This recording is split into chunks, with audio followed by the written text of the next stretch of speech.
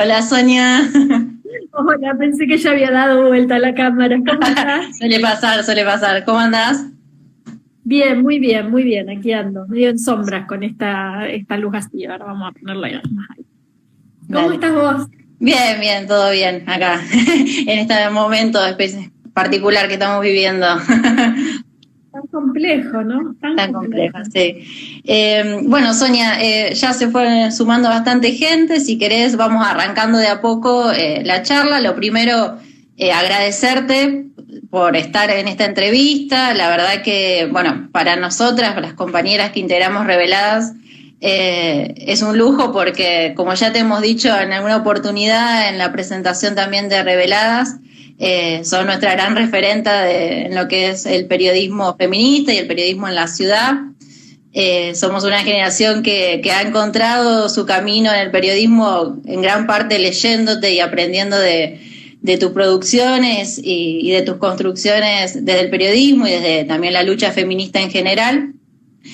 Bueno, para repasar brevemente un poco la biografía de Sonia. Sonia es periodista feminista, es egresada de la licenciatura de Comunicación Social de la UNR, actualmente además es editora en Rosario 12, también la pueden leer en el suplemento Las 12 de Página 12, bueno, además la pueden escuchar en el programa radial Juana del Arco, en la tele, 5RTV, perdón, y bueno, seguir en sus redes, que además también sos bastante activa en algunas redes como Facebook, con comentarios y tus posturas, tus valoraciones sobre distintas temáticas bueno, que van surgiendo en nuestra realidad, en nuestra actualidad. Bueno, primero muchas gracias a vos. Me emociona mucho que me digan estas cosas, compañeras que están haciendo una tarea realmente muy importante, pero además inesperada para nosotras, para las que por ahí hace muchos años empezamos a escribir, que hoy haya compañeras como vos, como Julieta, compañeras que están trabajando de este modo el periodismo, es realmente un aliciente muy grande. Bueno, muchas gracias. Y me río de Facebook porque me río de Facebook porque hace un tiempo un primo mío muy joven me dijo, bueno, entro a Facebook y hay toda gente de 50 años. Y sí, claro. Bueno, pero es algo de las redes sociales que son efímeras y que también seguramente Instagram dentro de unos años va a haber compañeros que van a decir, hacían views de Instagram. Pasa. Claro, sí. ¿Qué era eso? ¿Por qué hicieron eso? Pero bueno. Bueno, mira, hay una frase que por ahí resuena, que es un poco histórica y que viene de una referenta histórica dentro del movimiento feminista, que es esto de no se nace mujer, se llega a serlo. Después también una apropiación de esa frase y una construcción que tiene que ver con plantear que no se nace feminista, se llega a serlo, y también que no podemos decir que no nacemos periodistas feministas, sino que llegamos a hacerlo. A partir de ahí te pregunto, ¿qué es para vos ser periodista feminista? ¿Te definís así? ¿Hubo algún momento en donde empezaste a identificar tu identidad desde ese lugar? Mira, hoy me defino al revés, me defino feminista periodista. O sea, soy una feminista que hace periodismo. Al principio, cuando yo empecé a trabajar en esto, no me consideraba feminista porque no se nace ni mujer ni feminista, se llega a serlo. Y entonces, bueno, en algún momento me consideré una periodista feminista, pero hoy digo, yo soy una persona, una mujer blanca, de clase media, de un país subdesarrollado, de un país colonizado, de un país del tercer mundo, donde soy todas esas cosas. Soy feminista y desde ahí hago un trabajo, ejerzo el periodismo, busco información. Me gusta pensarlo así, ¿no? Es como mi posición frente a la vida es el feminismo, el periodismo es más lo que hago. Posición frente a la vida tenemos la obligación, quienes hacemos periodismo, de contar las realidades más difíciles, y las mujeres siempre somos las que estamos viviendo las opresiones más grandes, aún entre los grupos más oprimidos, digamos. Bien, ¿y hay algún, no sé si momento o alguna cobertura, alguna nota, algún hecho que cubriste y que te haya marcado un poco el camino en lo que es, bueno, justamente acá está Eva Domínguez viendo y comenta el tema de las gafas violetas, que donde dijiste, bueno, estas gafas violetas que decimos que, bueno, una vez que nos ponemos las gafas difícilmente cambia nuestra visión del mundo, ¿hubo algún momento, algo que vos veas o que hayas sentido que te marcó?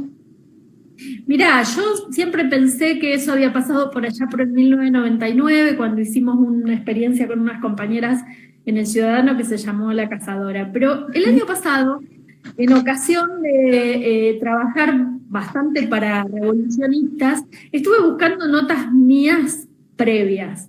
Y encontré notas que le había hecho en el año 1993 a compañeras que estaban yendo a los encuentros nacionales de mujeres, que a Liliana Paulucci la empecé a entrevistar por entonces, 1992, 1993. Entonces pienso que era medio mágico esto de pensar que me pasó en un momento y que en realidad todas esas mujeres que fui conociendo me fueron enseñando cosas que luego ya no las quise abandonar nunca más, digamos, y siempre diré que Liliana Paulucci, que Mabel Gabarra son como estas personas que a mí me enseñaron a mirar el mundo con estas gafas violetas. Que eso es un proceso, digamos. Yo tenía una sensibilidad, me acuerdo que en el año 97 hice una nota en La Capital sobre abortos y fue como muy revulsivo eso en ese momento en el diario La Capital. Y hoy veo que las compañeras lo hacen y digo, bueno, es buenísimo este camino, pero no es un momento, es un proceso en el cual hubo momentos muy importantes. Es un proceso de todos modos. Bien, y bueno, mencionaste en este proceso los encuentros nacionales de mujeres. ¿Cómo es tu experiencia con los encuentros? ¿Qué puedes decir también como parte de la historia de los feminismos en nuestro país también?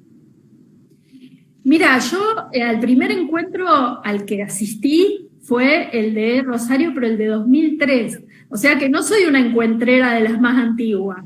Pero me acuerdo de haber entrevistado mujeres que volvían del encuentro o que estaban haciendo actividades para juntar dinero para ir. Yo creo que si los feminismos argentinos tienen la potencia, la heterogeneidad, esta cuestión de que los feminismos argentinos, las voces, hay jerarquías porque tampoco vamos a idealizar nada, pero en general las voces de mujeres de los barrios, de cualquier lugar del país, se hacen escuchar. Eso tiene que ver con los encuentros. Me emociono hablando de los encuentros porque pienso en esa potencia que se da en esos 3 días, donde hay mujeres de todos lados. A mí me ha tocado, por ejemplo, me acuerdo en el encuentro de Paraná, de entrevistar desde una referente feminista académica de la capital federal, que a lo mejor este mismo año había hecho 2 o 3 viajes, hasta una señora que apenas podía hablar en español, que además es un idioma para ella de dominación, que venía desde el Chaco, desde una experiencia de su vida muy rural, se había juntado con un grupo de mujeres.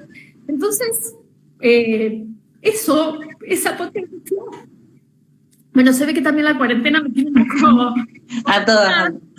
Esa potencia creo que es parte de lo que hace que los feminismos argentinos sean otra cosa, o sea, no sean por supuesto que hay tensiones, hay conflictos, nadie puede decir que el feminismo al contrario, lo que más me gusta de los feminismos son sus heterogeneidades, pero sí creo que los encuentros como que dan una pauta desde cuál es nuestra base. Nuestra base es una base profundamente democrática, profundamente colectiva, no es un feminismo de cenáculo.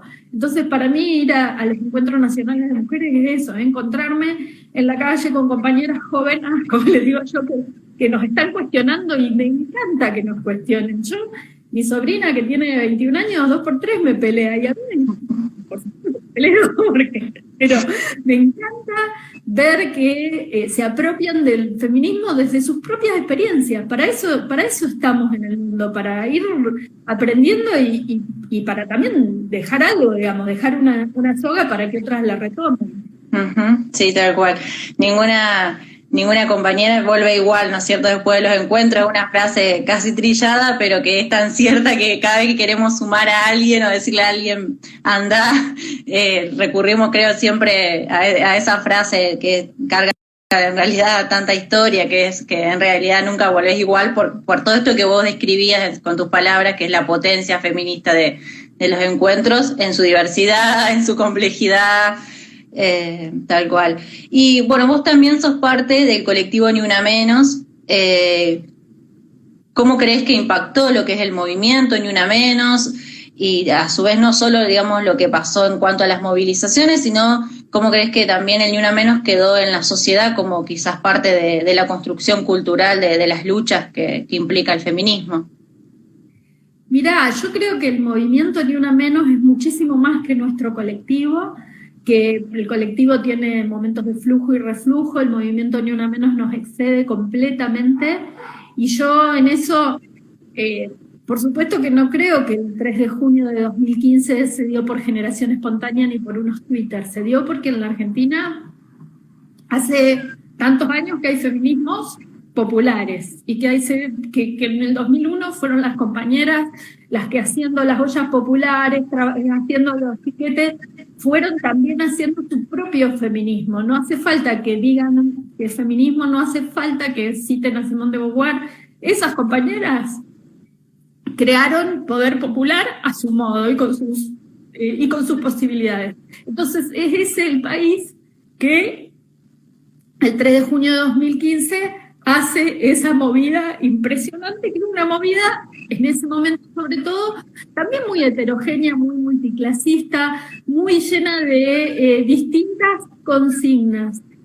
Eso se cristalizó en un colectivo que ya te digo, tiene marchas, contramarchas, pero el movimiento de Ni Una Menos es un movimiento que para mí ha llegado para quedarse, o sea, no hay nada que se pueda pensar. Pensemos en la cuarentena, ¿no? Este aislamiento social preventivo obligatorio nos toma con un gobierno que tiene un Ministerio de las Mujeres. Y sin embargo, y de mujeres, géneros y diversidad, y sin embargo, la sociedad civil ha servido muy y me parece que para eso está la sociedad civil, ha sido muy dura en decirle al ministerio que hace falta más. Siempre hace falta más porque en este país hay femicidios más o menos uno por día, cada 29 horas. Entonces, hace falta más. Tenemos un ministerio y eso es muy importante, pero tenemos compañeras que están encerradas con sus agresores, y entonces hay que estar ahí, hay que llegar ahí. Y para mí lo más potente es que este entramado social que tienen los feminismos en la Argentina hace que esté esa red para que alguien, no solo el teléfono, el WhatsApp, que por supuesto son herramientas que el Estado tiene que tener y profundizar, pero que está la vecina, la compañera que está en la olla popular, hay una red. Eso para mí es lo que tenemos que cuidar, fortalecer, y es ahí donde estamos, digamos. En ese lugar es donde hacemos más feminismo. Yo no soy de las que están en los barrios, ustedes, hay compañeras que yo ahí hace un ratito se llamó más Poncino. Hay compañeras que están todos los días poniéndole el cuerpo a eso. Bueno, eso es lo valioso que tenemos. Bien. Y en el marco de todo esto que vos describís, como bueno, lo que implica, ¿no es cierto?, el desarrollo de los feminismos, ¿cómo estos feminismos vos crees que han ido impactando o han ido incidiendo en lo que es la labor periodística, la construcción de las agendas periodísticas? ¿Qué hay, qué falta, por dónde se podría ir? Yo creo que las compañeras feministas hicieron una tarea realmente de micropolítica, como ahora está de moda decir, pero realmente las compañeras se hicieron feministas en la acción periodística y cambiaron los medios y los siguen cambiando desde adentro. Los medios grandes, pero también generaron todo un entramado de medios populares, autogestivos, que realmente han hecho una revolución. Hoy, si nosotros nos ponemos a ver la tele, se dicen muchas burradas, se siguen diciendo muchas burradas, pero se la dicen también, hablemos de coronavirus, digamos. En general hay un periodismo más hegemónico que trabaja para el poder, pero yo creo que las compañeras, un montón de compañeras, hasta los medios más hegemónicos y especialmente las compañeras que están trabajando para generar otro tipo de periodismo, son los que han impulsado esto, ¿no? Hay cosas que ya no se pueden decir y que si las decís pagás un costo. Hoy veía un programa súper popular en Telefe que en general no me gusta cómo trata, por ejemplo, el tema de femicidios, pero el periodista decía, no solo que no me gusta, me parece que ahí falta mucha formación, pero el periodista decía, bueno, no se puede liberar a las personas que son violentos de género. Y yo dije, bueno, es una ganancia, aunque quizás tenemos que desarmar todavía muchas cosas ahí, pero es una ganancia.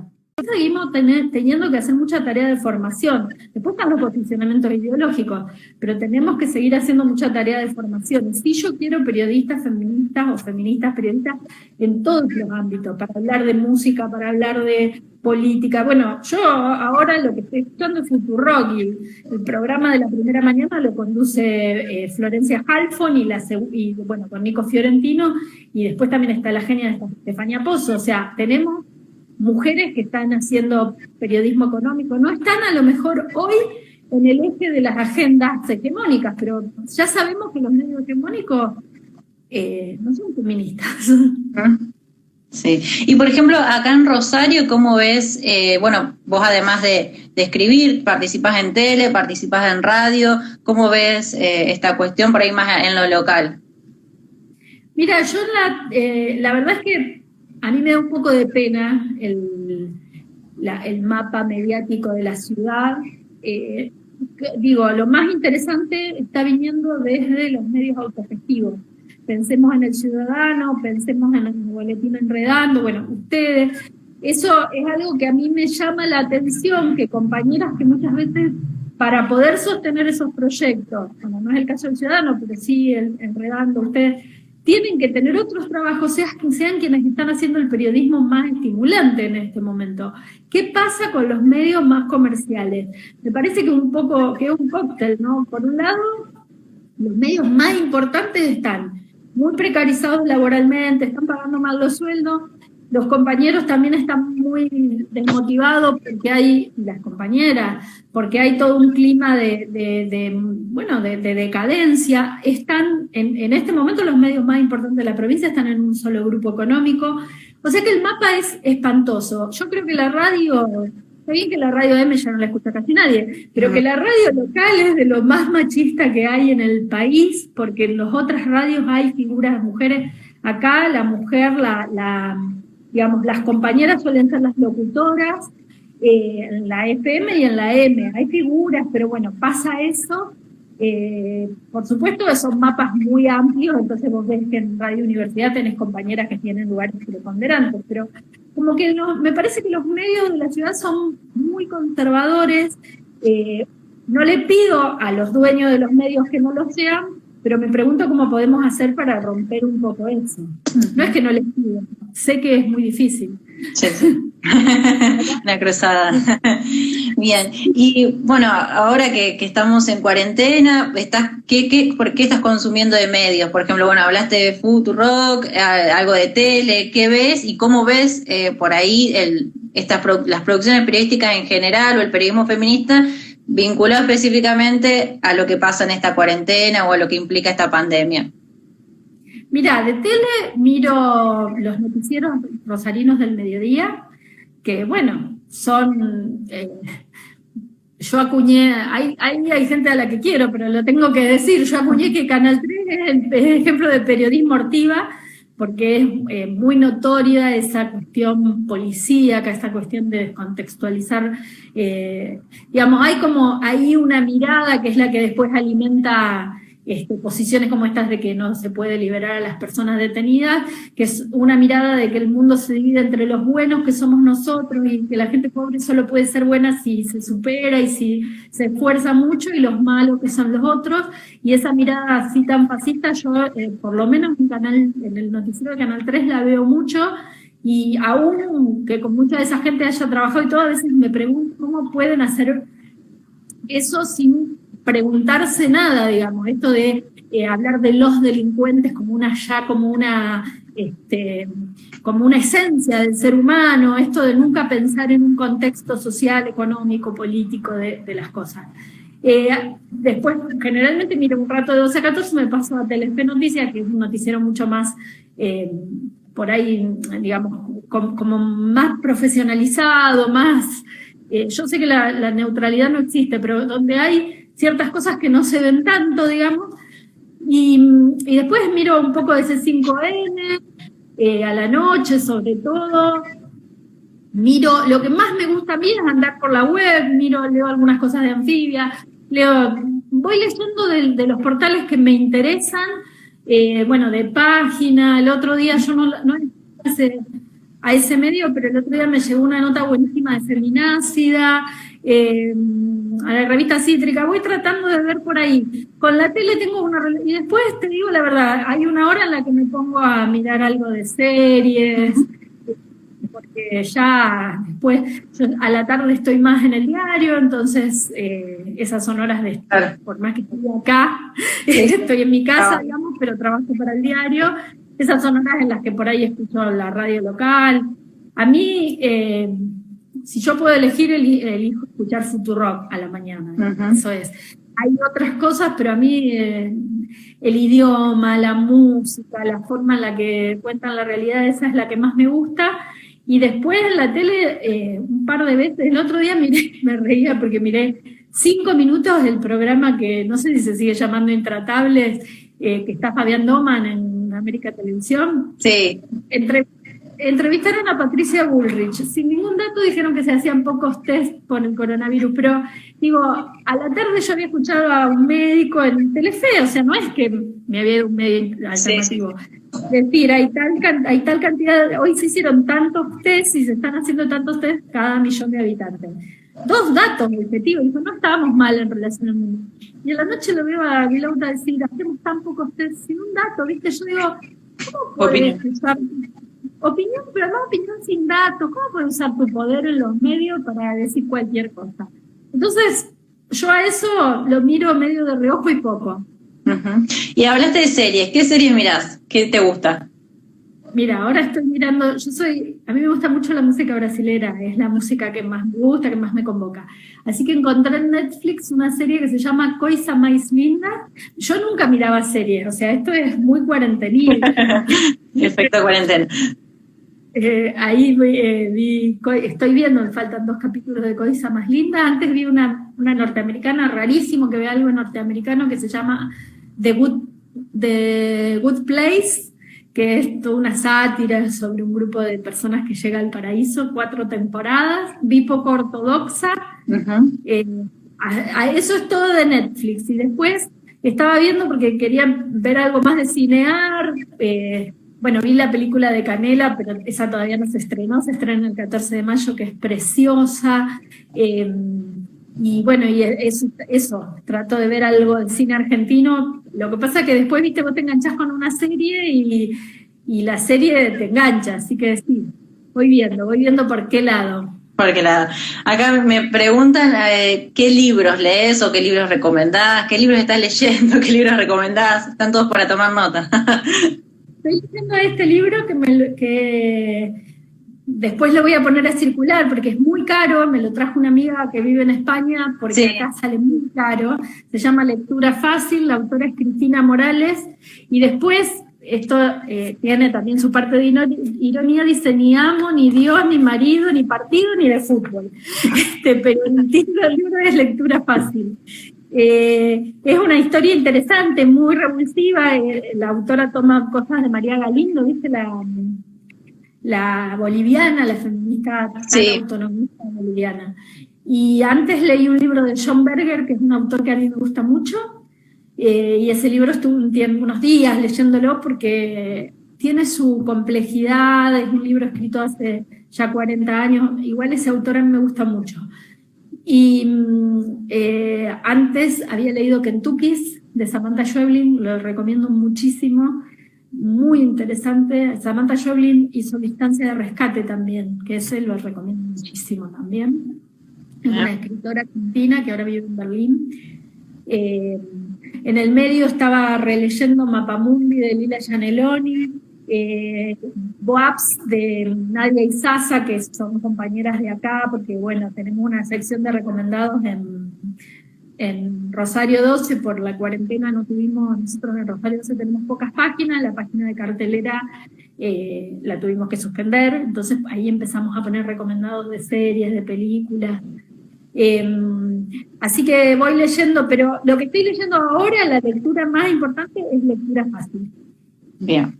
También preguntaban, bueno, espero que hayan llegado a notar, si no después compartimos, un poco, Paula hacía referencia, dice, ¿cuál crees que es el camino para empoderarnos las periodistas feministas y comenzar a ganar nuevos territorios?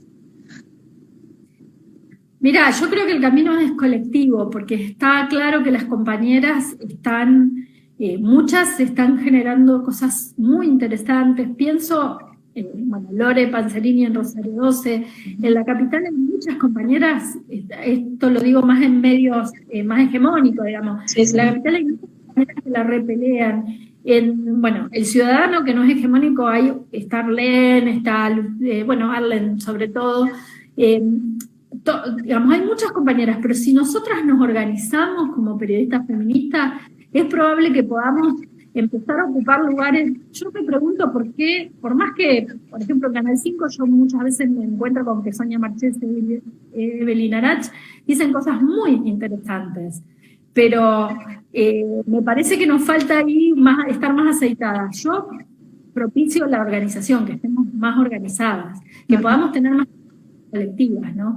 Para, por ejemplo, poner una compañera mujer en el programa, en el horario más importante de la tele rosarina, esas cosas que nos están faltando. Me acuerdo el año pasado en una instancia que cuando se presentó la película Que sea ley, acá en Rosario, bueno, justo había estado Estefanía Pozo y hablábamos, bueno, de que lo lindo de Futurock, y me dice, ustedes lo que tendrían que tener es un programa a la mañana con Sonia Tesa conduciendo. y en realidad hablábamos de eso, de que está bueno escuchar, bueno, a compañeras como ella, como las que mencionabas vos de Buenos Aires, pero qué bueno, qué lindo sería también que compañeras nuestras, igual de valorables, tengan quizás un programa y decir, yo a la mañana escucho Sonia Tesa, por más que podemos leerte o, por ejemplo, escucharte en otros espacios, pero también eso de poder, digamos, tener, que nuestras compañeras tengan un lugar por ahí en la primera mañana, o bueno, pensar cómo gestar eso, y ella decía, bueno, hagamos algo, no sé, algo colectivo. A mí me encantaría, yo en algún momento algunas compañeras lo pensamos, nunca lo pudimos hacer. A mí me parece que sería muy hermoso, no sé, yo viste, amo lo que hago y me encanta la radio, me parece que es el medio que menos te permite mentir, porque en la tele podés mentir, digo mentir, como que es el medio más transparente. En la radio quedás muy expuesta, y yo realmente me encantaría un programa de mujeres, o sea, pero no de mujeres para hablar de temas de género, me encantaría un programa donde seamos las mujeres, una que haga de política, y yo ahí me sumaría, pero yo ya siento, está muy mal esto que me pasa, pero yo ya me siento la abuelita, yo las escucharía a ustedes y haría como mis participaciones así, un minutito. No sé, creo que es difícil que alguna participación aislada, porque bueno, pero lo cierto es que, bueno, por ejemplo acá Cruz ponía que extraña a las Juanas, Cruz de Enredando, el medio que mencionábamos antes, un saludo también, estar siempre bancando Cruz, dice extrañamos las Juanas, bueno, ¿qué significó, qué significa las Juanas como experiencia radial? Me acuerdo que apenas empecé, ya llevaba unos años estudiando periodismo, lo poco que encontraba tenía que ver justamente con escuchar las Juanas en lo que es la radio. Bueno, el aviso es que pasó así, las Juanas empezó en la temporada, hicimos un programa y vino la pandemia, bueno, y se declaró la cuarentena y tenemos dos compañeras que son Virginia y Fernanda, que son mamás, que están a cargo de sus hijos, que están llevando la cuarentena con los chicos. La radio también después de las 6 de la tarde no tiene programación en vivo. Bueno, se nos complicaba mucho para poder sostener el programa en la cuarentena, pero volvemos apenas empiece a normalizarse la tarea radial. La verdad es que yo amo ese programa, me acuerdo, esta fue una idea de Virginia Giacosa y Flor Col, a quienes yo adoro, porque son mis amigas, a las que amo, y también, bueno, de Fer Blasco. Era como que ese era el grupo y me sumaron, y yo sentía que un poco me sumaban, porque yo tengo como 10 años más que ella, estoy así haciendo un promedio. Yo sentía que un poco me sumaban, como, porque, no quiero decir lástima, porque no sería esta la palabra, que me sumaban, porque bueno, yo estaba ahí. Porque la verdad es que ellas tres tienen unas formas muy hermosas de ser periodistas, ¿no? Muy jóvenes. Bueno, después Flor se fue a Barcelona, Fer tuvo otras derivas en su vida. El año pasado recuperamos a Fer y para mí fue hermoso. Y bueno, y hacer ese programa es como un goce, es gozar, porque yo voy ahí, a veces voy más preparada para las entrevistas, a veces voy menos preparada para las entrevistas. A veces tenemos más claro de qué vamos a hablar, generalmente tenemos producido, pero digo, a veces surge ahí en la mesa una cosa de reírnos. Bueno, yo la verdad que la paso muy bien. Y no quiero dejar de decir algo, porque vos dijiste de María Cruz. Yo la verdad es que muchas veces siento que yo agradezco todo el amor que mucha gente siente por mí, pero para mí María Cruz Cianello es alguien súper admirable. Yo la veo en cada lugar, haciendo sus notas. Tengo que decir algo, vivo en una cuadra donde está el depósito de Merger, entonces paso la...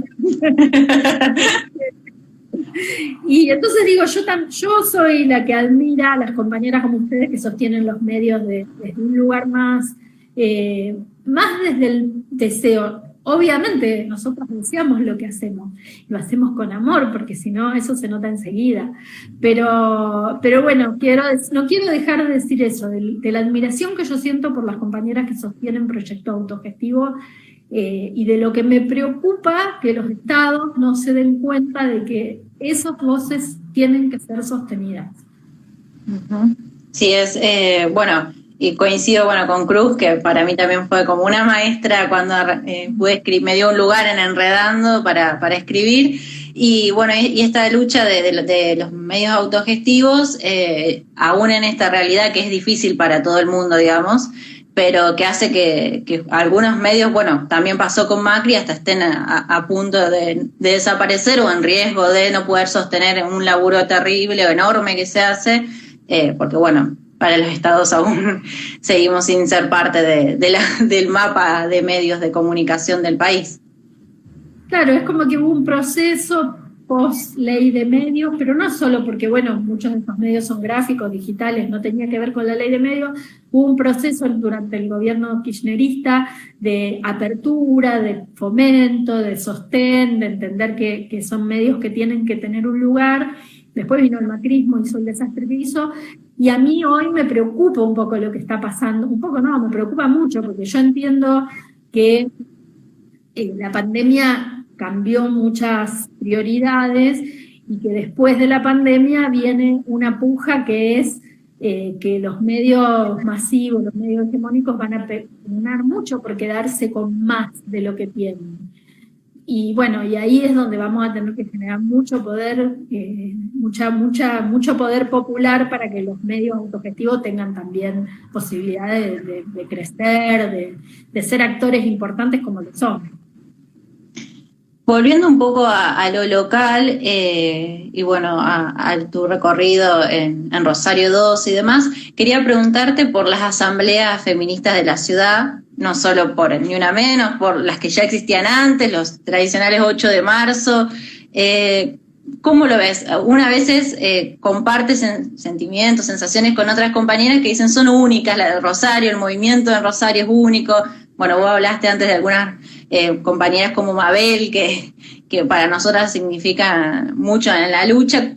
¿Cómo ves vos las asambleas rosarinas y los feminismos en nuestra ciudad? Mirá, no voy todo lo que quisiera a las asambleas. Para mí las asambleas son espacios muy potentes, donde siempre te llevas algo nuevo, siempre aprendés algo, siempre si estás atenta ves por dónde viene el pulso de los feminismos. También a veces para quien no tiene gimnasia política se pueden hacer muy desgastantes porque porque hay veces que vos te das cuenta que están discutiendo algo que no es eso lo que están discutiendo, digamos. Es difícil. Pero para mí eso de llegar al, por ejemplo ahora esta última movilización, la del 8 de marzo, llegar al Fontana Rosa y ver a Mabelucha, que tiene 88 años, Mabel Bustos, a las compañeras que hace siglos que las veo, qué sé yo, a Silvia Delicia, estoy nombrando al azar porque son de distintos lugares, volver a ver a las compañeras históricas de Amar junto con Gabriela Mela, es como un lugar donde realmente lo hermoso de las asambleas es que ahí todas tenemos voz y nadie es más que nadie. Me parece que si hay algo que de los feminismos tenemos que aprender es que la posibilidad de construir desde... Sabemos que la igualdad no existe, pero desde un respeto profundo, no existe, digo, no es que no exista, que es una quimera, que es un lugar hacia el que tenemos que tender, porque nunca va a ser la misma la posibilidad de hablar de una compañera que nunca participó en una asamblea que de una que hace 20 años que viene a la asamblea. Pero en la asamblea la voz de cada una tiene el mismo valor. Sin duda, yo creo que por fuerza de la realidad propia, la situación en los barrios populares, la situación de la emergencia alimentaria, los barrios venían de un castigo muy grande durante los últimos años, digamos, y bueno, me parece que eso se impuso en la agenda por peso propio, digamos, se impone por peso propio que las poblaciones de los barrios populares la están pasando muy mal y que por más que yo diría que este es un estado presente, pero que parece que todo fuera insuficiente por las carencias previas, ¿no? Eso es por un lado. Después el tema de la violencia machista, pero la violencia machista también se impuso por peso propio, porque la cantidad de femicidios que no baja, la cantidad de situaciones de violencia, porque a mí me parece que nosotras no nos podemos resignar a contar femicidio. El femicidio es el último eslabón de una cadena donde hay una mujer que ha sufrido muchísimo para llegar a eso. Bueno, todo eso también se impone por peso propio. Me parece que yo quisiera ver más alertas sobre cómo digamos, yo estoy muy de acuerdo con las decisiones que se han tomado a nivel estatal, me parece que eso nos permite no ser Brasil hoy, pero a la vez tener muy presente que la policía trae también de arrastre una selectividad donde el que siempre es susceptible de ser castigado no es el hombre blanco de clase media, digamos. Sí, sí. Entonces, ahí en la violencia institucional contra los sectores populares, por decirlo, para simplificar, pero digo, la violencia contra los pibes que están en el barrio, ahí es donde más me preocupa. Eso es lo que hoy más me preocupa, ¿no? Bien. Volviendo un poco a lo local, pero y a tu historia, Fernanda Quiroga preguntaba por lo que fue Revolucionistas. ¿Qué implicó para vos ser parte de ese proyecto? Bueno, yo la verdad que fue una de las experiencias más hermosas de mi vida. Fue como decir, bueno, esto surgió de una propuesta de Pamela Gerosa que me llamó. Yo en ese momento trabajaba mucho con Liliana Alba, que es una gran compañera, empezamos a hacerlo juntas, y siempre cuento esto porque me da mucha risa que empezamos pensando en una muestra con fotos que hablaran desde las compañeras zapatistas, todos los procesos, las compañeras de la Revolución Cubana, las compañeras bolivianas, y en un momento dado empezamos a ver que la historia que faltaba contar era la historia nuestra, la historia de nuestras y nuestras compañeras, de las compañeras trans, travestis, de las trabajadoras sexuales, de las compañeras feministas de los 80, de este grupo feminista del que yo estaba desde siempre muy prendada, que era Unidas, que es un grupo que se forma al final de la dictadura, de las compañeras expresas políticas, de las madres y las abuelas de Plaza de Mayo de la ciudad de Rosario, porque todos saben quién es Eve de Bonafini, Nora Cortiñas, Estela de Carlotto, pero no tanta gente sabe quién es Nelma Jalil. Bueno, y por eso yo amo ese proceso, porque haber podido decir, no, acá lo que tenemos que hacer es poner los focos por ejemplo, en Esperanza Labrador, en Nelma Jalil, como digo por compañera, o en Lili Paulucci, en Ana María Seno de Luz, que digo nombres, pero lo más interesante también fue entender que eran procesos colectivos. Entonces, por ejemplo, Nati Volcato nos acercó los materiales de las compañeras lesbianas de los 90, y cuando eso fue muy mágico porque en la construcción nos dimos cuenta de que estábamos haciendo algo nuevo. Entonces teníamos en la misma pared una obra de arte que en los años 1999 había provocado un escándalo tremendo porque eran conchas, de una artista que yo admiro mucho, que es Mónica Castañato. Al lado teníamos los volantes de las compañeras lesbianas de los 90. Un poquito más lejos, el afiche de Camila con que las unidas habían hecho una instalación. Fue mágico cómo logramos contar toda esa historia y yo siento que, no sé si alguna vez voy a hacer algo tan lindo como eso. Fue lo más... Sí, me acuerdo de Juli, que es parte de Reveladas, íbamos a ir juntas, después yo fui unos días antes, y le digo, Juli, a vos te va a encantar, esto es una clase de historia viviente, le digo, de lo local, que no lo vas a encontrar en ningún lado. Y cuando fue me dice, ay, si no puedo creer, quería anotar todo, pero porque era un poco eso, atravesar la obra en sus distintas instancias. Algo que como vos decías antes, uno no encuentra en lo local fácilmente en un libro o en otro lugar, y que además emocionaba verlo todo junto. Era como ver nuestra potencia expresada en paredes, en nuestra historia. Además hay otra cosa, que la construcción de eso fue tan colectiva, porque Joaquina Parma, Romy Garrido, Pame Gerosa, Lilian y yo, no delimitamos roles, nosotros empezamos a trabajar y nos empezamos a retroalimentar. Y eso para mí, por supuesto, Romy es artista, sabe mucho de arte, fue la que pensó una forma, ella nos insistió mucho con que no tenía que ser una muestra ocular céntrica, o sea, que no era sino para experimentar. Joaquí es una diseñadora gráfica fuera de lo común, pero todas participamos del armado de los contenidos, fue hermoso. Yo sigo pensando que no voy a volver a hacer algo tan hermoso nunca. Y eso no quiere decir que me resigne, simplemente que creo que fue una cosa mágica. Lo mágico apareció ahí. Hermoso. Berenice preguntaba, en esta revolución feminista, ¿qué lugar tienen les jóvenes?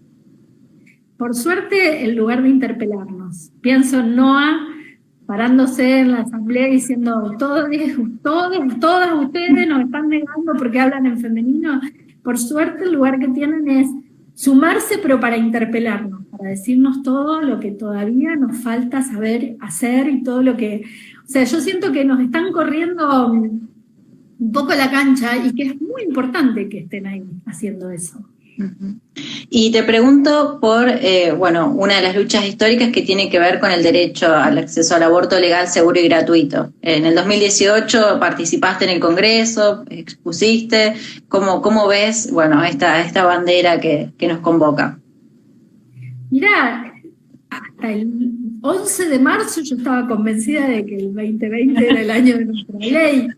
¿Qué sé yo? ¿Viste? Es como que el mundo entró en una licuadora y yo tengo más incertidumbres que certezas de qué va a pasar a la salida de esto. Creo que este va a ser un año muy difícil, pero espero fervientemente que no haya más dilaciones, porque esto, digamos, a mí me gusta. Antes, cuando era más joven, hablaba de la cuestión sanitaria, de salud pública, que por supuesto sigue siendo muy importante, pero yo creo que es nuestra autonomía y que no podemos renunciar a nuestra autonomía. Ya no podemos dejar que nos sigan tutelando nuestros cuerpos. ¿Qué va a pasar? No sé, porque ¿cuándo salimos de la pandemia? ¿Cómo salimos? Para mí son muchos los interrogantes, pero yo creo que nosotras en la calle, nosotres, somos imbatibles, vamos a volver a instalar este proyecto de ley como urgencia y como prioridad. Bueno, Sonia, y ya un poco acercándonos al final de esta entrevista, sé que después tenés también que seguir con actividades, te quería preguntar, para ir finalizando, ¿por qué crees que es necesario el periodismo feminista? Si querés en una palabra, en una imagen, en una foto, o expresarte como vos quieras. Yo quiero A mí me encantaría encontrar compañeras y compañeres, porque ahora que la tenemos a Diana Surco en el noticiero de la televisión pública, pienso que lindo sería ver más compañeros trans en todos los lugares, ¿no? Para mí es necesario digamos, ¿por qué somos necesarias las feministas en los medios, en los autogestivos, pero también en los hegemónicos? Quizás más en los hegemónicos. Digo porque por ahí las compañeras de los autogestivos ya van con una militancia, ¿no? Para poner sobre la mesa un montón de cuestiones que si no nadie diría, o sea, la violencia machista, pero también las distintas cosas que hacen a este sentido común tan conservador sobre el que, viste que los medios masivos de comunicación son como una reproducción permanente de lugares comunes y sentidos de esto que tanto les gusta menear, que es el sentido común. Bueno, para romper el sentido común, para eso hacemos falta la feminista, para ir ahí con nuestra masa a golpear hasta que lo podamos derrumbar. Bien, bueno, nos quedamos con eso entonces, para romper el sentido común y bueno, te agradecemos tu tiempo, tus palabras, todo lo que compartiste, que seguramente nos ayudó y nos sigue ayudando a romper el sentido común. Y bueno, esperamos encontrarnos en la virtualidad y si no, cuando se pueda, cuando la salud nos permita, también encontrarnos en las calles nuevamente. Yo voy a decir algo que me encanta, que dicen mucho los brasileros, las brasileras, a quienes amo mucho y ahora me preocupa mucho por lo que está pasando, y ellos tienen una forma de decir cuando vos les agradeces, dicen, soy yo quien agradece. Bueno, soy yo quien agradece. Bueno, abrazo grande.